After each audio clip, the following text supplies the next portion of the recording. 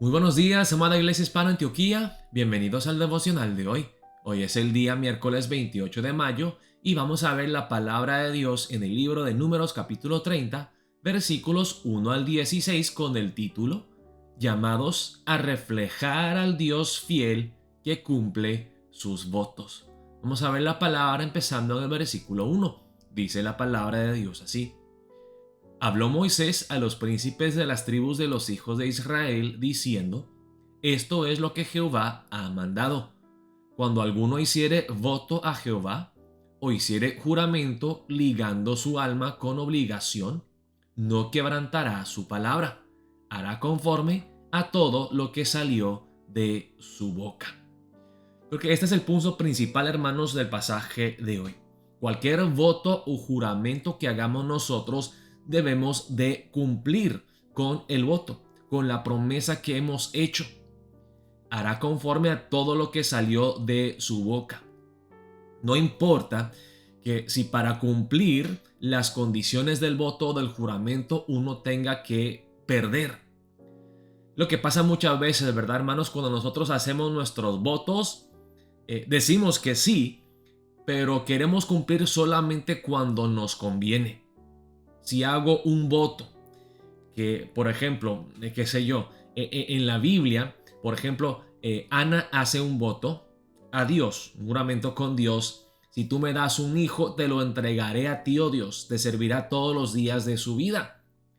Y muchas veces, ¿qué hacemos nosotros? Pues hacemos ese tipo de voto y cuando obtenemos lo que nosotros queremos, luego no queremos cumplir. O cuando el cumplimiento de nuestro voto significa que nosotros tenemos que perder algo, sacrificar algo, pagar un precio, no lo queremos hacer. Un ejemplo, hacemos nuestros votos cuando nos casamos. Te seré fiel hasta la muerte, en las buenas y en las malas, en tiempos de salud y enfermedad. Aunque tú me seas infiel, yo te seré fiel. Eso es lo que decimos. Qué romántico. Pero cuando pasa algo, por ejemplo, cuando nuestro cónyuge se enferma, o Dios guarde que nos es infiel, ahí sí decimos: pues sí, yo sé, yo dije que te iba a ser fiel, pero la verdad es demasiado. No, no, mejor voy a incumplir mis votos. Dice la palabra de Dios, hermanos, aquí, que no debemos de hacer votos o juramentos a la ligera. Tenemos que cumplir nuestras promesas, nuestros votos, nuestros juramentos. Luego sigue la palabra en el versículo 3. Y otra cosa, se me olvidó decirles, hermanos, que la razón por la que Dios nos manda a ser fieles y a cumplir nuestros votos o juramentos es porque Dios es un Dios que es fiel a sus promesas, que cumple su pacto. Es un Dios que si hace un voto, lo cumple. Vemos la palabra en Hebreos capítulo 6, hermanos, donde dice que Dios hizo un pacto con Abraham, o un voto, un juramento con Abraham, y que él juró por su nombre, porque no hay nada mayor que Dios. Nosotros decimos, y no debemos de decir: yo juro por mi madre, o yo juro por Dios que tal y tal cosa. Pero Dios juró por sí mismo, porque Él es lo máximo, lo mayor. Y Dios nunca miente, nunca incumple sus promesas. Dios es fiel. Dios cumple perfectamente todo lo que Él promete. Cada voto que Él hace, Dios cumple. Y nosotros, hermanos, como cristianos que conocemos a nuestro Dios Padre, que es fiel a su pacto, fiel a sus votos, debemos de reflejar esa fidelidad. Debemos ser hombres y mujeres de palabra, que cumplimos con nuestros votos. Sigue la palabra en el versículo 3. Mas la mujer, cuando hiciere voto a Jehová y se ligare con obligación en casa de su padre en su juventud, si su padre oyere su voto y la obligación con que ligó su alma, y su padre callare a ello, todos los votos de ella serán firmes, y toda obligación con que hubiere ligado su alma firme será. Mas si su padre le vedare el día que oyere todos sus votos y sus obligaciones con que ella hubiere ligado su alma, no serán firmes, y Jehová la perdonará por cuanto su padre se lo vedó. Ok, ¿qué es lo que está pasando aquí? Yo creo, hermanos, que el punto del pasaje de hoy no es para enseñarnos de que las mujeres son incapaces de tomar sus propias decisiones o que son más inmaduras que los hombres. Yo creo, hermanos, que es todo lo contrario. Los hombres son más inmaduros de tomar decisiones. Lo que está diciendo aquí, hermanos, es que hay una orden que Dios ha establecido. Eh, el padre de la casa, cuando tiene a sus hijos bajo su autoridad, el padre es cabeza del hogar y se hace responsable de las cosas. Una mujer joven, por ejemplo, quizá no es capaz de entender la seriedad de los votos que ella hace. Entonces el padre aquí tiene el derecho y la autoridad para vedar, podemos decir que para anular el voto que hace una hija bajo su autoridad. ¿Sí? Y esto es para proteger a los jóvenes que quizá puedan hacer un voto sin realmente entender el significado de lo que están haciendo o la seriedad de las promesas que están haciendo. Entonces Dios está estableciendo orden dentro de la familia. El padre debe ser cabeza de la familia. Pero si fuere casada e hiciere votos o pronunciare de sus labios cosa con que obligue su alma, si su marido lo oyere y cuando lo oyere callare a ello, los votos de ella serán firmes y la obligación con que ligó su alma firme será. Pero si cuando su marido lo oyó, le vedó, entonces el voto que ella hizo y lo que pronunció de sus labios con que ligó su alma será nulo y Jehová la perdonará. Entonces, ¿qué está pasando aquí? Estamos hablando otra vez del orden que Dios ha establecido. Cuando uno es menor de edad, está bajo la autoridad del padre. Ya cuando se casa, la mujer está bajo la autoridad de su esposo. El esposo es cabeza del hogar y él tiene la autoridad de, si gusta, si quiere, vedar los votos que la mujer ha hecho. Y esto porque es posible que un voto que una mujer haga pueda afectar no solamente a ella como individuo, sino a toda la familia. Entonces el hombre que tiene autoridad, tiene poder, puede vedar los votos de la mujer, de su esposa.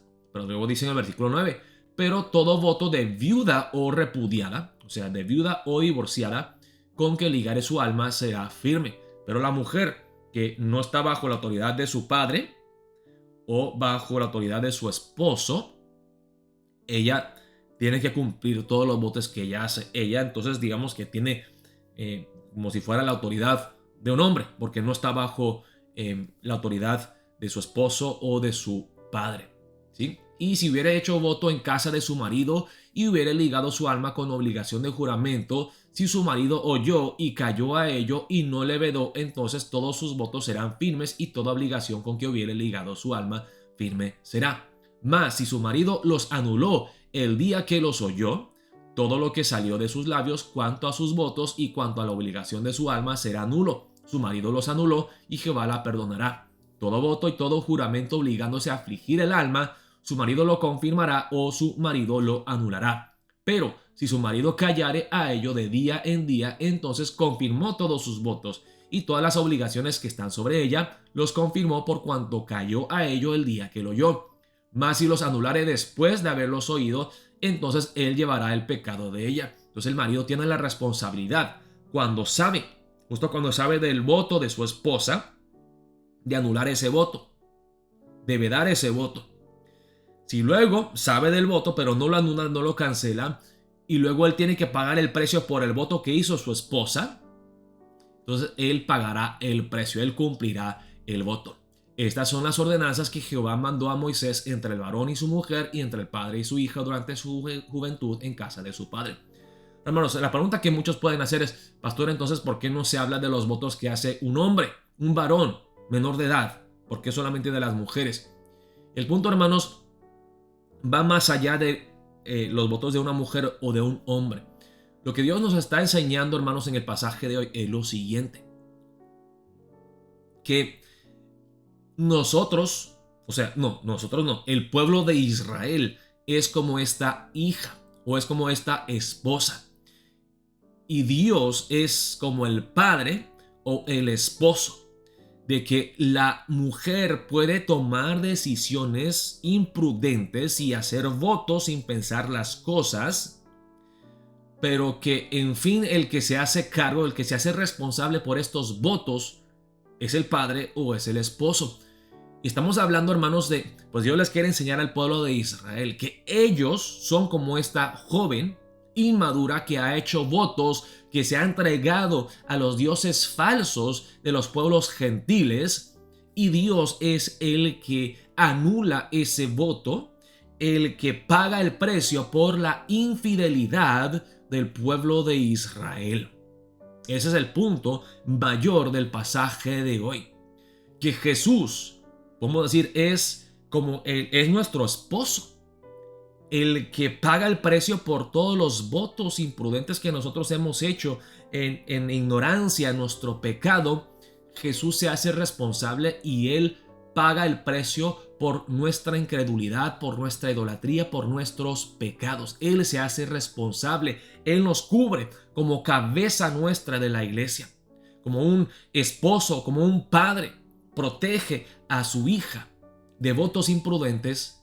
Dios es el que paga el precio. Jesús es el que sufre en la cruz del Calvario por nuestros votos, nuestra idolatría. Es que empecemos el día de hoy con un tiempo de oración, hermanos, y volviendo al punto principal del pasaje de hoy, y tenemos que tomar muy en serio los votos, los juramentos que hacemos. Si nosotros en el día que nos casamos le dijimos a Dios, a nuestro esposo, a nuestra esposa, a todos los testigos, y vamos a serle fiel a nuestro cónyuge, seamos personas que cumplimos nuestra palabra. Aunque nos duela, aunque suframos, aunque tengamos que pagar un precio, cumplamos los votos, las promesas, los juramentos que nosotros hacemos tal como Dios lo ha hecho con nosotros, sin nosotros merecerlo. Oremos de esa manera para empezar el día de hoy. Dios los bendiga, amada Iglesia Hispana Antioquía.